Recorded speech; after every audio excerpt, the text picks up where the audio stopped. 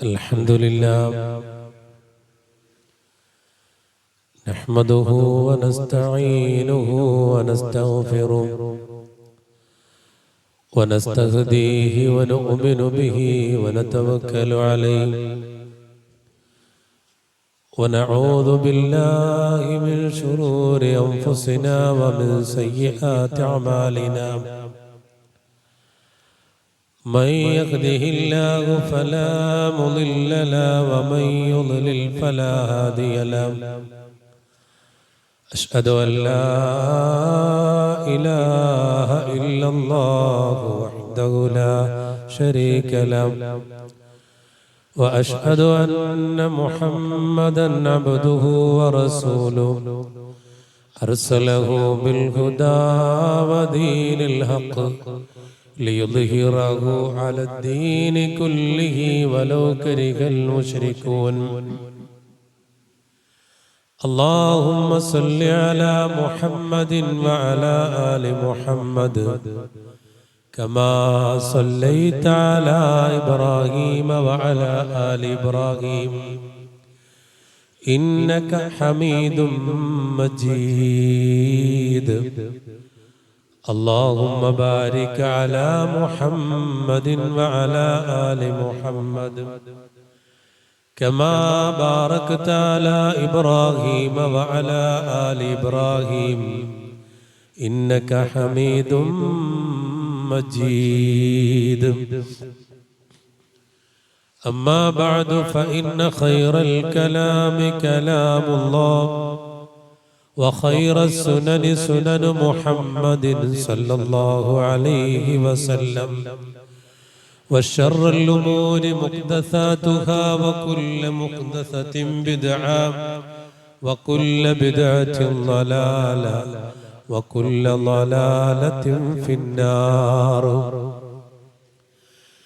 يا أيها الذين آمنوا اتقوا الله حق تقاته ولا تموتن إلا وأنتم مسلمون يا أيها الذين آمنوا اتقوا الله وقولوا قولا سديدا يصلح لكم أعمالكم ويغفر لكم ذنوبكم ومن يطع الله ورسوله فقد فاز فوزا عظيما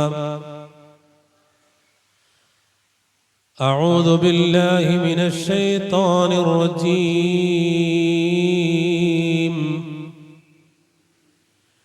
يسألونك عن الخمر والميسر قل فيهما إثم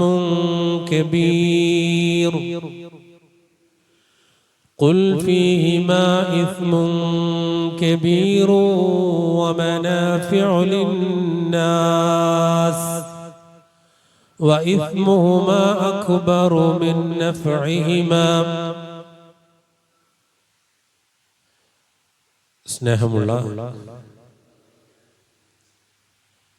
സത്യവിശ്വാസികളെ വിശ്വാസിനികളെ, പരമകാരുണികനായ അല്ലാഹുവിന്റെ വിധിവിലക്കുകൾ ജീവിതത്തിൽ പ്രാവർത്തികമാക്കി സൂക്ഷ്മതയോടുകൂടെ ജീവിക്കണമെന്ന് എന്നെ മറക്കാതെ എല്ലാ ഓരോരുത്തരോടും ഓർമ്മപ്പെടുത്തുകയാണ്, വസിയ്യത്ത് ചെയ്യുകയാണ്. അല്ലാഹു സുബ്ഹാനഹു വ തആല ഏറെ ഇഷ്ടപ്പെടുന്ന അവന്റെ ദാസന്മാർക്ക് അനുഗ്രഹമായി നൽകിയിട്ടുള്ള ഒരു മാസത്തിലാണ്, ഒരു മാസത്തിലെ ഒരു ദിവസത്തിലാണ് നാം ഒരുമിച്ച് കൂടിയിരിക്കുന്നത്. അല്ലാഹു സുബ്ഹാനഹു വ തആല ഈ മുഹറം മാസത്തിന്റെ 9-ലെയും 10-ലെയും നോമ്പുകൾ സ്വീകരിച്ച് അവൻ ഇഷ്ടപ്പെടുന്നവരുടെ കൂട്ടത്തിൽ അല്ലാഹു നമ്മെ ഉൾപ്പെടുത്തുമാറാകട്ടെ. മുഹറം മാസത്തിന്റെ പ്രത്യേകതയും അതിന്റെ ഫളായിലുകളും കഴിഞ്ഞ ഖുതുബകളിലൂടെയൊക്കെ നിങ്ങൾ കേട്ടിട്ടുണ്ടാകും എന്നതുകൊണ്ട് തന്നെ ആ ഒരു വിഷയത്തിലേക്ക് കടക്കുന്നില്ല. നമ്മളെല്ലാവരും ഇന്ന് വളരെ ഭീതിയോടുകൂടെ കേട്ടുകൊണ്ടിരിക്കുന്ന ധാരാളം വാർത്തകളും കഴിഞ്ഞ ദിവസം പെരുമ്പാവൂരിൽ വെച്ച്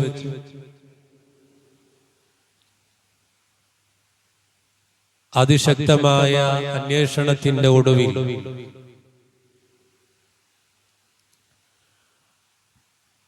18 കോടിയോളം വില വരുന്ന, കോടിക്കണക്കിന് രൂപ വില വരുന്ന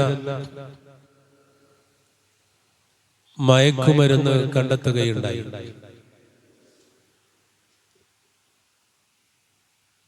തൊട്ടടുത്ത ദിവസം 10ാം ക്ലാസ്സിലും 12ാം ക്ലാസ്സിലും പഠിക്കുന്ന വിദ്യാർത്ഥികളുടെ ബാഗിൽ നിന്നാണ് ഇത്തരത്തിലുള്ള മനുഷ്യനെയും അവന്റെ ജീവിതത്തെയും കുടുംബത്തെയും എല്ലാം തകർത്ത് കളയുന്ന, അതിന് ശക്തിയുള്ള മയക്കുമരുന്നുകൾ പിടിക്കപ്പെട്ടു. അവരെ പിടിക്കപ്പെട്ട് പോലീസ് ചോദ്യം ചെയ്തപ്പോൾ 10ാം ക്ലാസ്സിൽ പഠിക്കുന്ന 14-കാരനായ 15-കാരനായ വിദ്യാർത്ഥിയുടെ മറുപടി അത് വിൽക്കുന്നതിന് വേണ്ടിയാണ് എന്നാണ്. നാം അറിയണം, നാം ഭയപ്പെടണം. നാളെ നാം വളരെ സ്നേഹത്തോടുകൂടെ വാത്സല്യത്തോടുകൂടെ നാം വളർത്തുന്ന നമ്മുടെ മക്കളുടെ കൈകളിൽ നിന്നാണ് പിടിക്കപ്പെടുന്നത് എങ്കിൽ ഈ ദുനിയാവിലെ ഏറ്റവും വലിയ വേദന അതായി മാറും. അല്ലാഹു സുബ്ഹാനഹു വ തആല കാത്തുരക്ഷിക്കുമാറാകട്ടെ. ലഹരി എന്നത്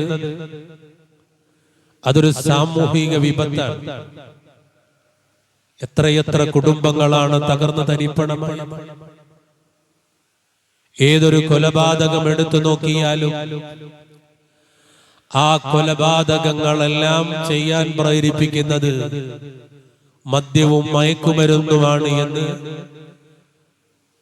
അത് പഠിച്ചാൽ, മനസ്സിലാക്കിയാൽ, അന്വേഷിച്ചാൽ നമുക്ക് കണ്ടെത്താൻ സാധിക്കും. കഴിഞ്ഞ ദിവസമാണ്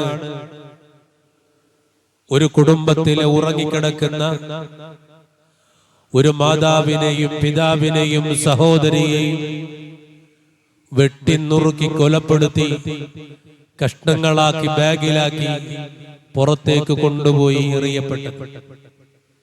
ഇത് നടക്കുന്നത് കേരളത്തിന് പുറത്തല്ല, ദൈവത്തിന്റെ സ്വന്തം നാട് എന്നറിയപ്പെടുന്ന നമ്മുടെ നാട്ടിലാണ്, കേരളക്കരയിലാണ്. മലയാളികൾ വസിക്കുന്ന നമ്മുടെ പ്രിയപ്പെട്ട നാട്ടിലാണ്. യുവത്വങ്ങൾ നശിച്ചുകൊണ്ടിരിക്കുകയാണ്. ഞാൻ നേരത്തെ പറഞ്ഞതുപോലെ ദിനേന കൊലപാതകങ്ങൾ വർദ്ധിച്ചു കൊണ്ടിരിക്കുകയാണ്. ആഘോഷവേളകളിൽ വരെ ഇന്ന് വളരെ സുലഭമായി ലഭിച്ചുകൊണ്ടിരിക്കുന്ന വസ്തുക്കളാണ് മദ്യവും ലഹരിയുമൊക്കെ. അതില്ലെങ്കിൽ ആഘോഷവേളകളില്ല. ഒരു കല്യാണ വീടെടുത്ത് നോക്കിയാൽ നമുക്കറിയാം, നമ്മുടെ നാടുകളിലൊക്കെ ഇതര മതവിശ്വാസികൾ അവരുടെ വിശ്വാസത്തിന്റെ ഭാഗമായി ആഘോഷിക്കപ്പെടുന്ന ഓണത്തിന്റെ പേരിലും ക്രിസ്മസിന്റെ പേരിലും ഓരോ വർഷവും റെക്കോർഡുകൾ തകർത്തുകൊണ്ടാണ് മദ്യം കുടിക്കുന്നത് എന്ന് വാർത്ത വായിക്കുന്നവരാ നമ്മളൊക്കെ. അല്ലാഹു സുബ്ഹാനഹു വ തആല കാത്തുരക്ഷിക്കുമാറാകട്ടെ. നോക്കൂ, നിങ്ങൾ 14 നൂറ്റാണ്ടുകൾക്കപ്പുറം മനുഷ്യനെ തകർത്ത് കളയുന്ന, കുടുംബത്തെ തകർത്ത് കളയുന്ന, മാതാവിനെയും പിതാവിനെയും ശത്രുവായി കാണാൻ പ്രേരിപ്പിക്കുന്ന ഈ വസ്തുക്കൾ നമുക്ക് ഹറാമാണ്, ഉപയോഗിക്കരുത്, നമ്മുടെ ജീവിതത്തെ നശിപ്പിച്ചു കളയുമെന്ന് പരിശുദ്ധ ഖുർആൻ മാനവതയോട് സംസാരിക്കുകയാണ്. ولا تقتلوا أنفسكم إن الله كان بكم رحيما. നിങ്ങൾ നിങ്ങളെ തന്നെ കൊലപ്പെടുത്തരുത്. ولا تقتلوا أنفسكم, നിങ്ങൾ നിങ്ങളെ തന്നെ കൊലപ്പെടുത്തരുത്. إن الله كان بكم رحيما, തീർച്ചയായും അല്ലാഹു നിങ്ങളോട് കരുണയുള്ളവനാകുന്നു. പരിശുദ്ധ ഖുർആൻ 4-ാം അധ്യായം സൂറത്തുൻ നിസാഇന്റെ 29-ാമത്തെ വചനത്തിലൂടെ മാനവലോകത്തോട്, പ്രത്യേകിച്ച് മുസ്ലിങ്ങളോട്, ഖുർആനിന്റെ ആളുകൾ എന്ന് പറയുന്ന മുസ്ലിങ്ങളോട് വളരെ വ്യക്തമായ ഭാഷയിൽ സംസാരിക്കുമ്പോൾ, എന്റെ പ്രിയപ്പെട്ട മാതാപിതാക്കളെ, ഈ വിഷയത്തെക്കുറിച്ച് നാം അറിയുകയും നമ്മുടെ മക്കളെ ബോധ്യപ്പെടുത്തി കൊടുക്കുകയും വേണം.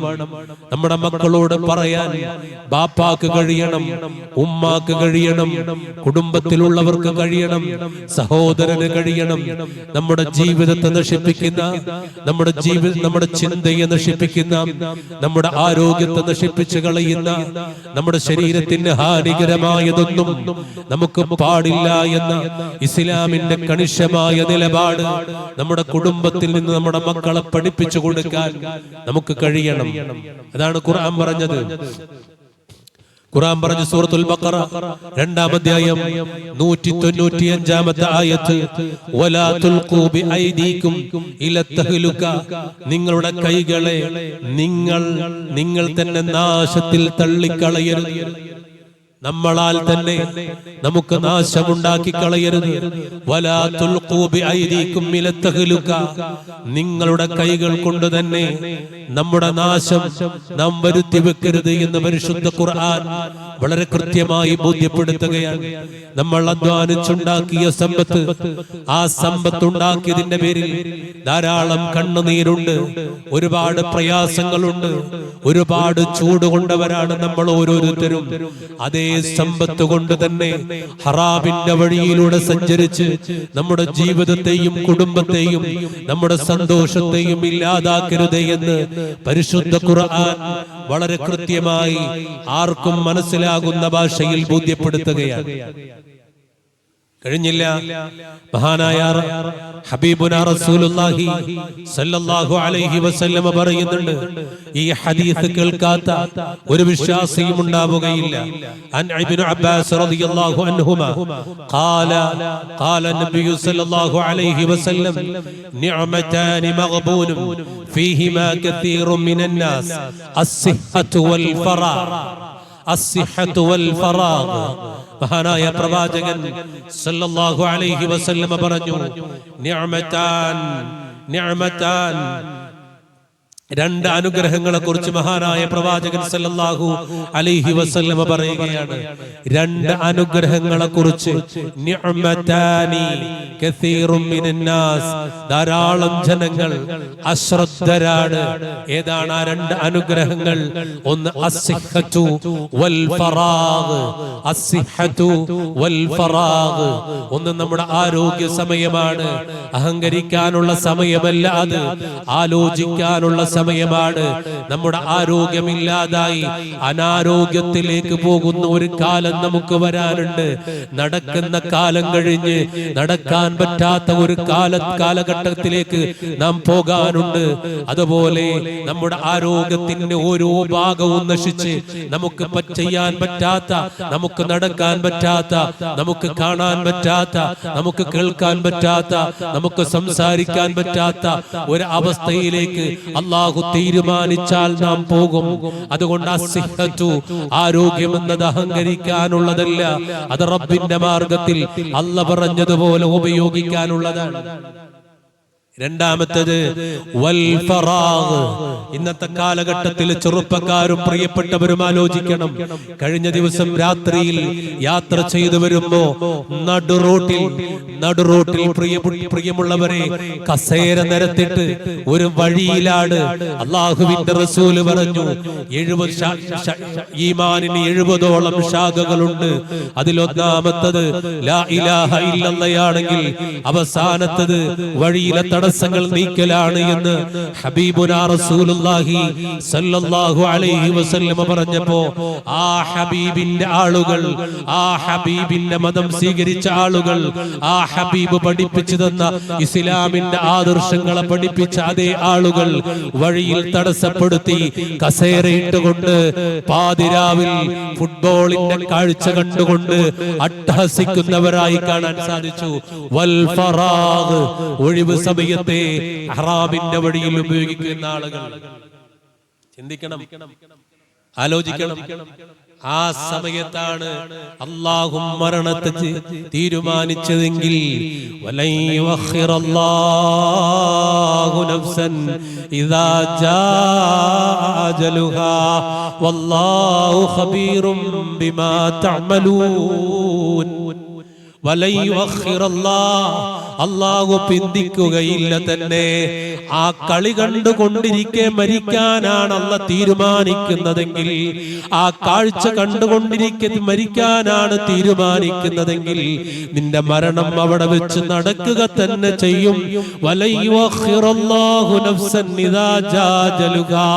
ഒരു ശരീരത്തിന്റെയും സമയം വന്നാൽ, ഒരാളുടെയും സമയം വന്നാൽ അല്ലാഹു പിന്തിക്കുകയില്ല തന്നെ. ലാ ഇലാഹ ഇല്ലല്ലാഹ് ചൊല്ലി മരിക്കാൻ പറ്റുമോ? ലാ ഇലാഹ ഇല്ലല്ലാഹ് ചൊല്ലിക്കൊണ്ട് മരിക്കാൻ പറ്റുമോ?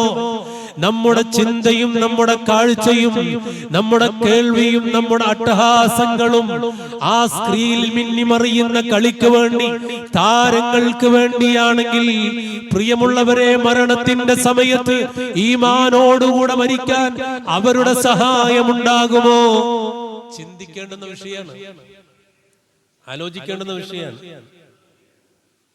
ഞാൻ പറഞ്ഞതല്ല, ഈ രണ്ട് വിഷയത്തിലാണ് മനുഷ്യൻ അശ്രദ്ധ കാണിക്കുന്നത്. അസ്സിഹ്ഹത്തു വൽ ഫറാഗ്. ശരിയാണോ അല്ലേ? എന്റെ ഖുത്ബ കേട്ടുകൊണ്ട് നിങ്ങൾ ഒന്ന് ആലോചിക്കുക. നബി സല്ലല്ലാഹു അലൈഹി വസല്ലം പറയുന്നുണ്ട്, എത്ര ഹദീസുകൾ, എത്ര ഖുർആനിക വചനങ്ങൾ. അൻ ഇബ്നു ഉമർ, അൻ ഇബ്നു മസ്ഊദ്, അൻ നബി സല്ലല്ലാഹു അലൈഹി വസല്ലം ഖാൽ لا تزول قدم ابن آدم يوم القيامة من عند ربه حتى يسأل عن 5: عن عمره فيما أفناه وعن شبابه فيما أبلاه وماله من أين اكتسبه وفيما أنفقه وماذا عمل فيما علم. إمام ترمذي റിപ്പോർട്ട് ചെയ്യുന്ന ഹദീസ്.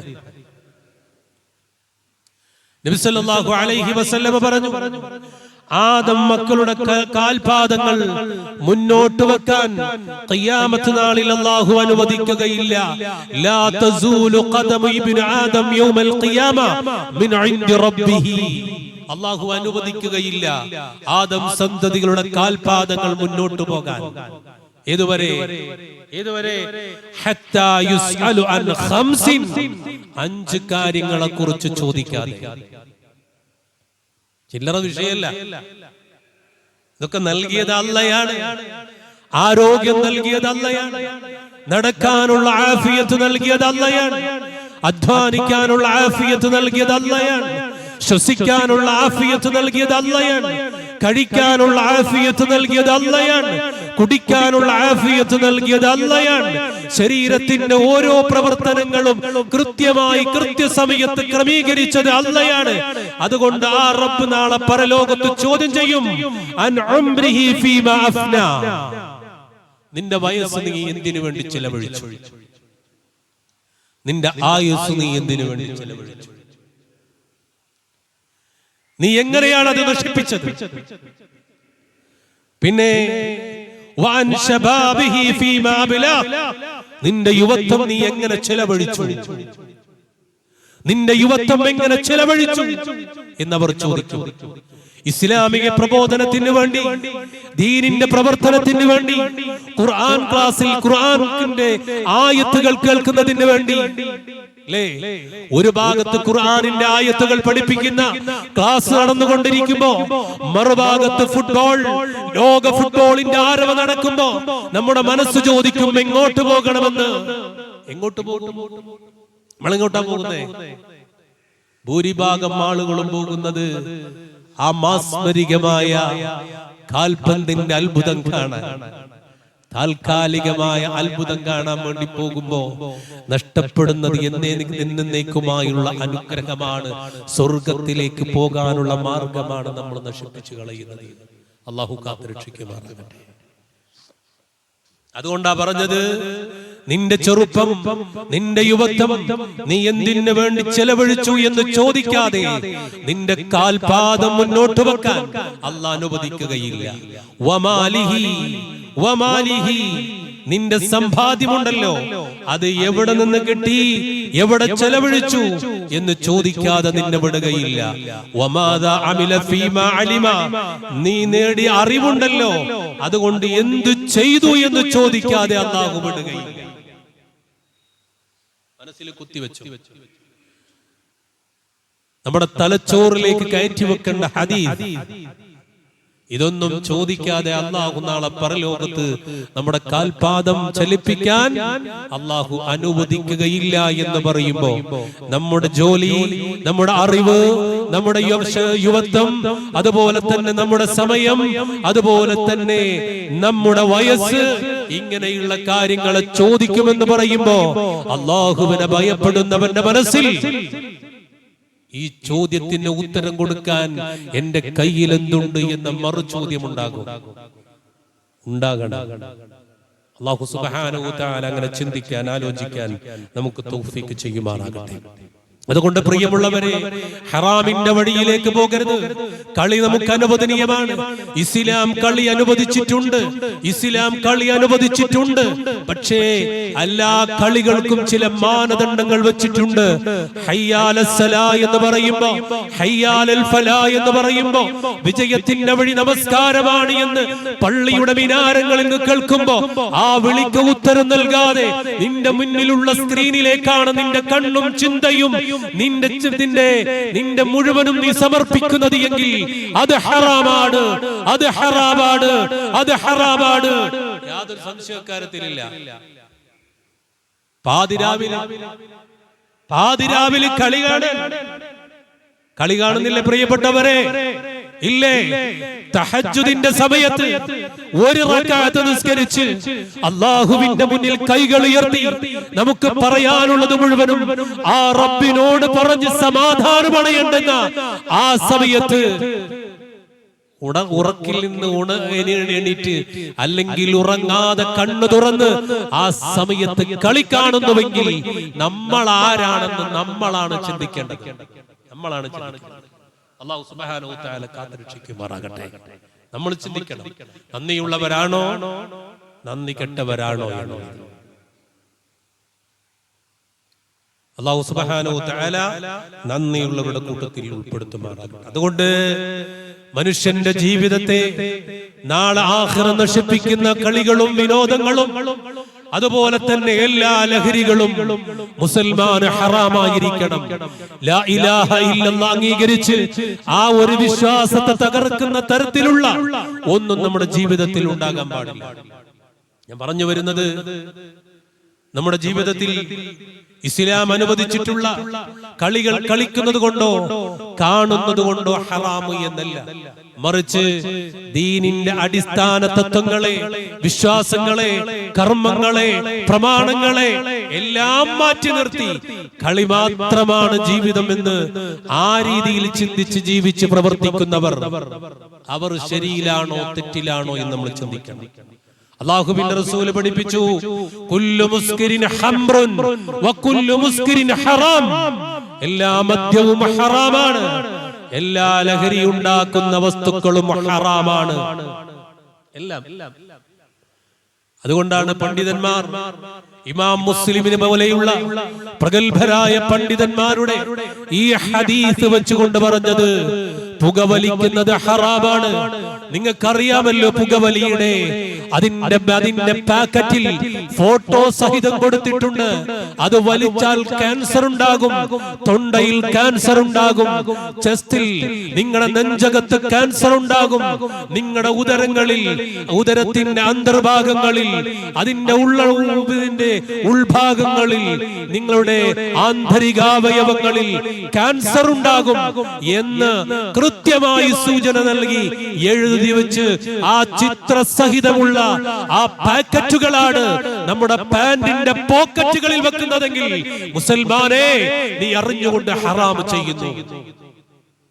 അറിഞ്ഞുകൊണ്ട് ഹറാം ചെയ്യുന്നു. ഖുർആനിനെ ധിക്കരിക്കുന്നു, അല്ലാഹുവിന്റെ റസൂലിന്റെ ഹദീസിനെ ധിക്കരിക്കുന്നു.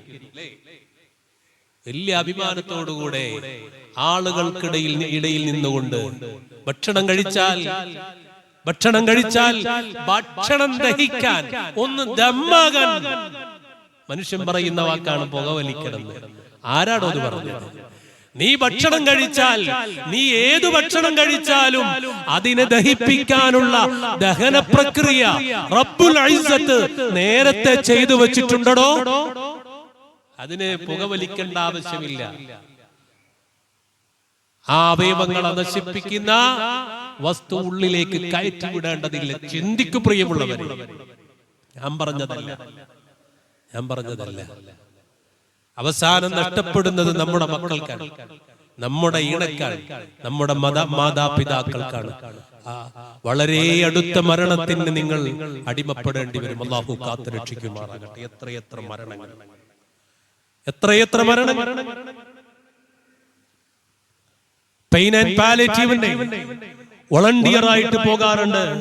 ആഴ്ചയിൽ 2, 3, 4 ദിവസങ്ങളിൽ അതിൽ മിക്ക ദിവസങ്ങളിലും ദിവസവും ചില വീടുകളിൽ കയറി ചെന്ന് അവിടെയുള്ള ചില രോഗികളെ അവർക്ക് ഡ്രസ്സിംഗ് ചെയ്തു കൊടുക്കാറുണ്ട്. നിങ്ങൾക്കറിയോ, ഒരു രോഗിയുടെ കാല് പഴുത്ത് കയറി 3 വിരലുകൾ മുറിച്ച് കാൽപാദത്തിന്റെ പുറം ഭാഗവും താഴ്ഭാഗവും ചീഞ്ഞുപോയി. ആ ഭാഗമാണ് അവർക്ക് ഡ്രസ് ചെയ്തു കൊടുക്കുന്നത്. എന്താ കാരണം എന്നറിയോ? ആരോഗ്യമുള്ള സമയത്ത് പുകവലിച്ചു പോയത്. എന്നിട്ട് അവര് പറയാ, പുകവലി നിർത്തി നോക്കി, പക്ഷെ പറ്റണില്ല. നടക്കാൻ കഴിയില്ല എങ്കിലും ബുദ്ധിമുട്ട് വന്നാൽ അവരുടെ ഭാര്യ പറയാണ്, കാല് കൊത്തിവെച്ച് വീടിന്റെ മുൻഭാഗത്തേക്ക് പോയി റോട്ടിലൂടെ പോകുന്നവരെ വിളിച്ചു വരുത്തി അവരെ കൊണ്ട് ബീഡി വാങ്ങിച്ചു വലിക്കുമെന്ന്. അറിയണം, അടിമപ്പെട്ടു പോയി. അല്ലാഹുവിന്റെ അപാരമായ അനുഗ്രഹം കൊണ്ട് അവർക്ക് ദീനിനെ കുറിച്ച് പറഞ്ഞു കൊടുക്കാനുള്ള അവസരമുണ്ടായി. ഓരോ പ്രാവശ്യം പോകുമ്പോഴും ആ രോഗിയുടെ തലയിൽ കൈവച്ചുകൊണ്ട് اللهم اذهب الباس انت الشافي لا شفاء الا شفاء لا يغادر سقما എന്ന പ്രാർത്ഥന ചൊല്ലിക്കൊടുത്ത് അല്ലാഹുവിന്റെ രക്ഷയുണ്ടാകും, നിങ്ങൾ അല്ലാഹുവിൽ വിശ്വസിച്ചുകൊണ്ട് ആ രീതിയിൽ ജീവിക്കുക എന്ന ഉപദേശങ്ങൾ കൊടുത്ത് പിന്നീട് കുറച്ച് മാസങ്ങൾ കഴിഞ്ഞ് ആ വീട്ടിലേക്ക് പോയപ്പോ അൽഹംദുലില്ലാ അത്ഭുതപ്പെട്ടു പോയി. ആ പഴുത്തുപോയ ആ കാൽപാദത്തിന്റെ ഭാഗത്ത് ആ കാൽപാദം ഉണങ്ങിപ്പോയി. അല്ലാഹുവിന്റെ അപാരമായ അനുഗ്രഹം കൊണ്ട്, ഷാഫിയായ ശിഫ നൽകുന്ന റബ്ബിന്റെ മഹത്തായ അനുഗ്രഹം കൊണ്ട് ആ മനുഷ്യന്റെ കാൽപാദം മുറിച്ചു മാറ്റണമെന്ന് ഡോക്ടർ വിധി എഴുതിയ ആ കാൽപാദങ്ങൾ ഉണങ്ങിപ്പോയി എന്നുള്ളത് ഈ 2 കണ്ണുകൾ കൊണ്ട് അനുഭവിച്ച മനുഷ്യനാണ്. കാരണം വില കുറഞ്ഞ ബീഡി വലിച്ചതാണ്. മനസ്സിലായോ? കയ്യിലിരിക്കുന്ന കൈ കൊണ്ട് മാരകമായ രോഗം വാങ്ങിച്ചു. വേറൊരു വീട്ടിലേക്ക് കയറി ചെന്നു. ചെറുപ്പക്കാരൻ ആ കുടുംബത്തെ പോറ്റേണ്ടവൻ. 2 മക്കളുണ്ട്, ഗൾഫിൽ ജോലി ഉണ്ടായിരുന്നു. 2 കാലുകളും അതിന്റെ താഴ്ഭാഗം മുറിച്ചു മാറ്റി നടക്കാൻ പറ്റാത്ത അവസ്ഥയിൽ വാഹനത്തിലേക്ക് മാറേണ്ടി വന്നു. അതും ബീഡിയാണ്. ഞാൻ ചോദിച്ചു, എന്തേ പ്രശ്നം? വിദേശത്ത് ജോലി ചെയ്യുമ്പോ കെട്ടുകണക്കിന് പാക്കറ്റ് കണക്കിന് വലിച്ചു മാറ്റി. അതിന്റെ അനന്തര ഫലമാണ് എന്ന് പറയുമ്പോൾ അവരുടെ മുന്നിൽ ഇരുന്നു കൊണ്ടൊന്ന് കരയാൻ പോലും നമുക്ക് പറ്റില്ല, ആശ്വസിപ്പിക്കാനേ പറ്റും. സങ്കടത്തോടുകൂടെ അവരുടെ ഭാര്യ അവരുടെ സങ്കടങ്ങളും വേദനകളും പ്രയാസങ്ങളും പറയുമ്പോ പിന്നീട് പോകുമ്പോ അവ കുടുംബത്തിന് ആവശ്യമായ വസ്തുക്കൾ, അവർക്ക് ആവശ്യമായ സാധനങ്ങൾ അതും കൂടെ വാങ്ങിച്ചുകൊണ്ടാണ് ആ വീട്ടിലേക്ക് പോകേണ്ടി വരുന്നത്. അത്രത്തോളം ബുദ്ധിമുട്ടിലേക്ക് ആ കുടുംബം മാറി. കാരണം ഈ പറഞ്ഞ വില കുറഞ്ഞ വസ്തു വാങ്ങിച്ചു ഉപയോഗിച്ചതിന്റെ പേരിൽ എത്രയോ അനുഭവങ്ങൾ. അതുകൊണ്ട് പ്രിയമുള്ളവരെ, ഞാൻ നേരത്തെ ഓതി വെച്ച ആയത്ത് ഓർമ്മയുണ്ടാകണം. പരിശുദ്ധ ഖുർആൻ പറഞ്ഞതുപോലെ നമ്മുടെ കരങ്ങൾ കൊണ്ട് നമ്മളാൽ നമ്മുടെ ജീവിതത്തിലേക്ക് മാരക രോഗങ്ങൾ കടന്നു വരുന്ന രൂപത്തിൽ നമ്മൾ പ്രവർത്തിക്കരുത്. അത് വലിയ നഷ്ടമാകും, സങ്കടമാകും. അതുകൊണ്ട് നമ്മൾ ഓരോരുത്തരും രംഗത്തിറങ്ങുക. നമ്മുടെ വീട്ടിലോ, നമ്മുടെ നാട്ടിലോ, നമ്മുടെ ഗ്രാമത്തിലോ, നമ്മുടെ പഞ്ചായത്തിലോ, നമ്മുടെ വാർഡുകളിലോ ഇത്തരം സംഭവങ്ങൾ ഉണ്ടാകാൻ പാടില്ല. നമ്മൾ കൂട്ടായ്മയുണ്ടാകണം. ഇന്ന് ഗവൺമെന്റ് അതിശക്തമായ അതിനുവേണ്ടിയുള്ള പ്രവർത്തനങ്ങൾ, തുഫാൻ എന്ന് പറയുന്ന പേരിൽ പോലീസുകാരെ അതിനു വേണ്ടി ഉപയോഗപ്പെടുത്തി അതിശക്തമായ രൂപത്തിലുള്ള അന്വേഷണങ്ങൾ നടന്നുകൊണ്ടിരിക്കുകയാണ്. ആ അന്വേഷണങ്ങൾക്കും ആ പ്രവർത്തനങ്ങൾക്കും നമ്മൾ കൃത്യമായ പിന്തുണ കൊടുക്കണം. ഒരു തെറ്റ് ചെയ്യുന്നതിനേക്കാൾ വലിയ പാപമാണ് തെറ്റിന് കൂട്ടുനിൽക്കുന്നത്. അതുകൊണ്ട് അത്തരം വിവരങ്ങൾ അറിഞ്ഞാൽ, അതുള്ള ആളുകൾ, അത് കയ്യിലുള്ള ആളുകളെ കുറിച്ചറിഞ്ഞാൽ ഈ രാജ്യത്തെ, കുടുംബത്തെ, ഈ നാടിനെ രക്ഷിക്കാൻ ഒരു പൗരൻ എന്ന നിലക്ക് ഇൻഷാ അല്ലാഹ് നാം രംഗത്തിറങ്ങണം. അല്ലാഹു സുബ്ഹാനഹു വ തആല അതിനെ തൗഫീഖ് ചെയ്യുമാറാകട്ടെ. ആ രൂപത്തിൽ ഈ നാടിനോട് ബന്ധമുള്ള, ഈ നാടിനെ സ്നേഹിക്കുന്ന, ഈ രാജ്യത്തിന് ഗുണകരമായി പ്രവർത്തിക്കുന്ന ഒരു നല്ല പൗരനായിട്ട് മാറണം. അത് ഹബീബുനാ റസൂലുള്ളാഹി സ്വല്ലല്ലാഹു അലൈഹി വസല്ലം പഠിപ്പിച്ചതാണ്. അത് നമ്മുടെ വിശ്വാസത്തിന്റെ ഭാഗമാണ്. നമ്മൾ അങ്ങനെ ഇറങ്ങിയിട്ടില്ല എങ്കിൽ പിന്നീട് നാശത്തിലേക്ക് പോകുന്നത് നമ്മുടെ കുടുംബമാണ്, നമ്മുടെ മക്കളാണ്. എത്രയെത്ര പെൺകുട്ടികളാണ് ഈ ചതിയിൽ അകപ്പെട്ടിട്ടുള്ളത് എന്ന് ഈ അടുത്ത കാലത്തെ വാർത്തകളിലൂടെ നമുക്കത് മനസ്സിലാക്കാൻ സാധിക്കും. അല്ലാഹു സുബ്ഹാനഹു വ തആല എല്ലാവിധ തിന്മകളിൽ നിന്നും, എല്ലാവിധ മ്ലേച്ഛതകളിൽ നിന്നും വിട്ടുനിൽക്കാൻ തൗഫീഖ് നൽകുമാറാകട്ടെ.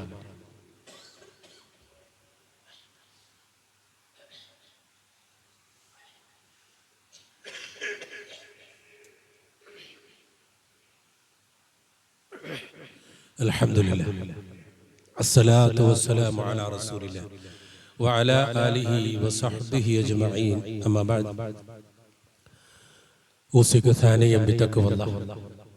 ഒരിക്കൽ കൂടി അല്ലാഹുവിനെ സൂക്ഷിക്കണമെന്ന് ഓർമ്മപ്പെടുത്തുകയാണ്, ഉപദേശിക്കുക. എൻ്റെ പ്രിയപ്പെട്ടവരെ, ഈ പള്ളി നിറയെ ആളുകൾ ഇരിക്കുകയാണ്. നമ്മളൊക്കെ തീരുമാനമെടുത്താൽ അല്ലാഹുവിന്റെ മാർഗത്തിൽ പലതും ചെയ്യാൻ നമുക്ക് കഴിയും. ഇപ്പോ ലോകകപ്പുമായി ബന്ധപ്പെട്ട് എല്ലായിടങ്ങളിലും ഭയങ്കര ഫ്ലെക്സ് മത്സരമാണ്. ഞാനിന്ന് ഇങ്ങോട്ട് വരുമ്പോ എന്റെ കുടുംബവുമായി യാത്ര ചെയ്യുമ്പോൾ ആ ഒരു വിഷയത്തെ കുറിച്ച് ഇങ്ങനെ ചർച്ച ചെയ്തു. ആർക്ക് വേണ്ടി ഫ്ലെക്സ് വെക്കുന്നു അവരറിയുന്നില്ല. താരാരാധനയാണ്. നമുക്ക് കളിക്കാരനോട് ഇഷ്ടമുണ്ടാകും, ഒക്കെ സ്വാഭാവികമാണ്. ഒരു കളിയോട്, ആ കളിയിൽ നന്നായി കളിക്കുന്ന ഒരു കളിക്കാരനോട് സ്വാഭാവികമായിട്ടൊരു ഇഷ്ടമുണ്ടാകും, ഒക്കെ. അതിനുവേണ്ടി പണം ചെലവഴിക്കുക, അതിനുവേണ്ടി തർക്കങ്ങൾ ഉണ്ടാവുക, അതിനുവേണ്ടി എല്ലാം ത്യജിക്കുക. ഒരൊറ്റ ചോദ്യം, എന്തിനു വേണ്ടി? എന്താ അതുകൊണ്ട് ഗുണം? എന്തെങ്കിലുണ്ടോ? ഒന്നുമില്ല. ഒരു ഫ്ലെക്സ് അടിക്കാൻ, വലിയ വലിയ ഫ്ലെക്സുകൾ വെക്കാൻ, അർജന്റീനയുടെയും ബ്രസീലിന്റെയും ഫ്രാൻസിന്റെയും അതുപോലുള്ള ടീമിന്റെ വലിയ വലിയ ഫ്ലെക്സുകൾ വെക്കാൻ, അതിലിപ്പോ നമുക്ക് ഇഷ്ടമുള്ള കളിക്കാരുടെ ഫ്ലെക്സുകൾ വെക്കാൻ നമ്മുടെ അടുക്കൽ ആരും വന്ന് ചോദിച്ചിട്ടില്ല. ചോദിക്കുന്നതിന് മുമ്പ് അങ്ങോട്ട് കൊടുത്തിട്ട് പറഞ്ഞു, ഏറ്റവും വലുത് വെക്കണം. ലോകത്തിലെ തന്നെ ഏറ്റവും വലിയ ഫ്ലെക്സ് ഉണ്ടായത് കേരളത്തിലാണ് എന്ന് പറയുമ്പോൾ അത്ഭുതപ്പെടുകയാണ്. ഇത് ഈ ലോകകപ്പ് നടക്കുന്ന അമേരിക്കയിൽ പോലും ഇത്ര വലിയ ഫ്ലെക്സ് വെക്കപ്പെട്ടിട്ടില്ല എന്നാണ്. മനസ്സിലാവുണ്ടോ?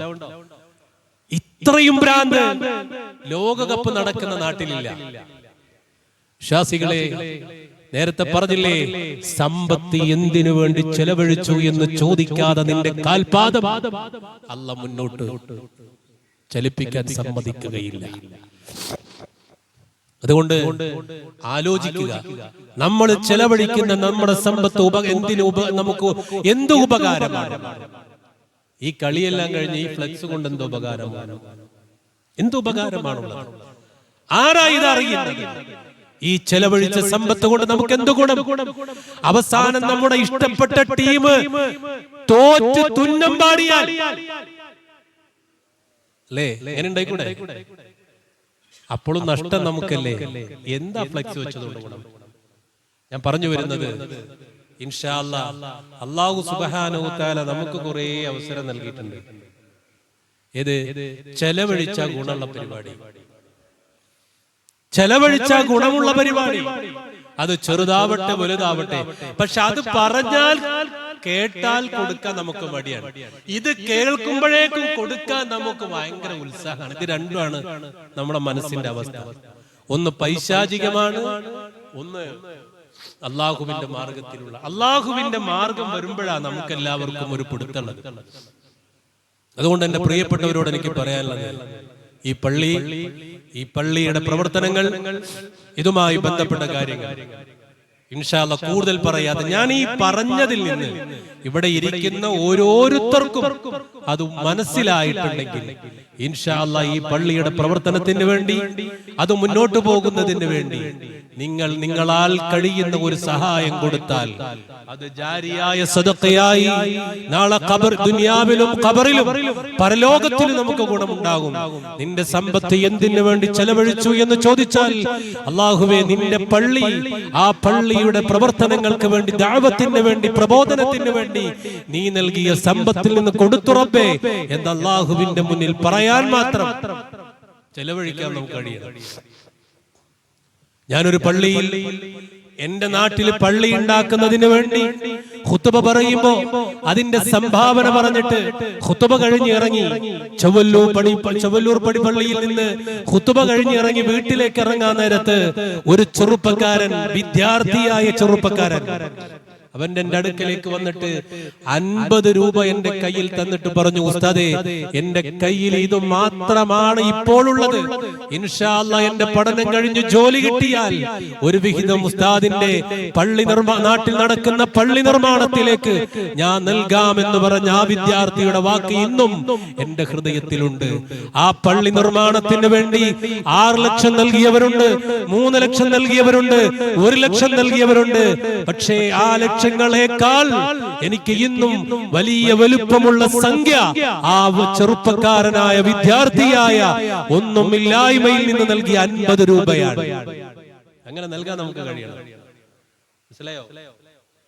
സമ്പാദിച്ചു വെച്ചു അള്ളാന്റെ പള്ളിക്ക് വേണ്ടി 50 രൂപ കൊടുത്തിട്ടുണ്ടെങ്കിൽ മറ്റുള്ളവർ കൊടുത്തതിനേക്കാളപ്പുറം അള്ളാഹുവിന്റെ അടുക്കൽ പ്രതിഫലമുള്ളത് 50 രൂപക്കാണ് എന്ന് ഹബീബുനാ റസൂലുള്ളാഹി സ്വല്ലല്ലാഹു അലൈഹി വസല്ലം. 6 ലക്ഷം തന്നവർക്ക് പ്രതിഫലം ഇല്ലാന്നല്ല, ഇല്ലായ്മയിൽ നിന്ന് കൊടുത്തത്. അതുകൊണ്ട് ഇന്നത്തെ ഈ ഖുതുബ കേട്ട്, ഹദീസുകൾ കേട്ട്, ഖുർആനുകൾ കേട്ട് നമുക്ക് ഉപകരിക്കുന്ന പ്രവർത്തനങ്ങളും ദാനധർമ്മങ്ങളും ചെയ്യുക. ഇൻഷാ അല്ലാഹ് ഈ പള്ളിക്ക് വേണ്ടി അതുപോലെ നിങ്ങളാൽ കഴിയുന്ന ഒരു സഹായം ചെയ്യണം. അതിനുള്ള സൗകര്യം പുറത്ത് ചെയ്തു വെച്ചിട്ടുണ്ട്. അതല്ല നിങ്ങളുടെ കയ്യിലില്ല എങ്കിൽ ഇതിന്റെ ബന്ധപ്പെട്ട ആളുകളോട് ഇൻഷാ അല്ലാഹ് ഞാനൊരു സംഖ്യ നിങ്ങൾക്ക് ഈ പള്ളിക്ക് വേണ്ടി നൽകാം എന്ന് പറഞ്ഞുകൊണ്ടേ പോകാവൂ എന്ന് അള്ളാഹുവിന്റെ ദീനിന് വേണ്ടി ഓർമ്മപ്പെടുത്തുകയാണ്. അല്ലാഹു സുബ്ഹാനഹു വ തആല നല്ല രീതിയിൽ ജീവിക്കാൻ, ഈമാനോടുകൂടെ ജീവിക്കാൻ അല്ലാഹു നമുക്ക് തൗഫീഖ് നൽകുമാറാകട്ടെ. അല്ലാഹു ഞങ്ങളെ ഒന്ന് പോയി ചെറുതും വലുതുമായ പാപങ്ങളെ നീ പൊറുക്കണേ റഹ്മാനെ. അല്ലാഹുവേ മുസ്ലിമായി മുഅ്മിനായി ജീവിച്ചു മരിക്കാൻ തൗഫീഖ് നൽകണം റഹ്മാനെ. അല്ലാഹുവേ നമസ്കാരവും അതുപോലെ തന്നെ ഖുർആനും എല്ലാം നഷ്ടപ്പെടുന്ന രൂപത്തിലുള്ള കളികളിൽ ഞങ്ങളെ നീ അകപ്പെടുത്തൽ റഹ്മാനെ. കാഴ്ചകൾ നീ അകപ്പെടുത്തൽ റഹ്മാനെ. സൂക്ഷ്മതയോടുകൂടെ ജീവിക്കാൻ, സൂക്ഷ്മതയോടുകൂടെ ജീവിതത്തെ മുന്നോട്ട് കൊണ്ടുപോകാൻ തൗഫീഖ് നൽകണം റഹ്മാനെ. اللهم اغفر للمؤمنين والمؤمنات والمسلمين والمسلمات الأحياء منهم والأموات إنك مجيب الدعوات يا قاضي الحاجات. اللهم أجرنا من النار، اللهم أجرنا من النار، اللهم أجرنا من النار. ربنا ظلمنا أنفسنا وإن لم تغفر لنا وترحمنا لنكونن من الخاسرين. ربنا هب لنا من أزواجنا وذرياتنا قرة أعين واجعلنا للمتقين إماما. ربنا آتنا في الدنيا حسنة وفي الآخرة حسنة وقنا عذاب النار. ربنا اغفر لنا ولإخواننا الذين سبقونا بالإيمان ولا تجعل في قلوبنا غلا للذين آمنوا ربنا إنك رؤوف رحيم. ربنا تقبل منا دعاءنا إنك أنت السميع العليم وتب علينا إنك أنت التواب الرحيم. واغفر لنا يا غافر المذنبين. آمين برحمتك يا أرحم الراحمين.